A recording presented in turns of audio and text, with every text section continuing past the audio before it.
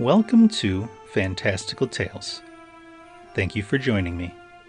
This is a podcast focusing on story, folktales, fairy lore, gothic horror, and the generally weird.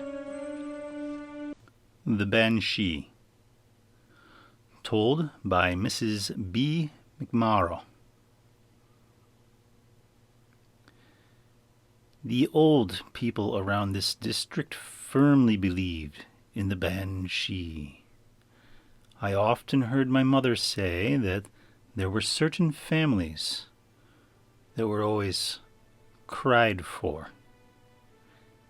These families were the McGowans, the Gallaghers, the Keeneys, the Meachins, and the O'Briens. I heard my father say that he and an uncle of his heard the Banshee crying one night just before an old Keeney woman died. A McGowan man lived beside us. He had a sister, married down near Derrygonolly, County Ferrenba. Before this sister died, the story goes that they heard the Banshee. I also heard other people saying that they heard the Banshee, and it always foretold the death of some person. I had a strange personal experience in this connection.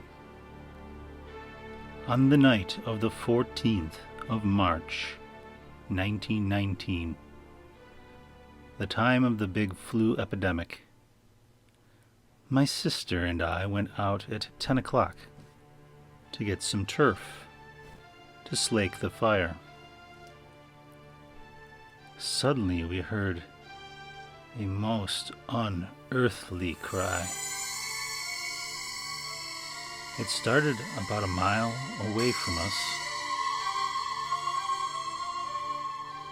and ran along the ground for about a half a mile. And then it began to ascend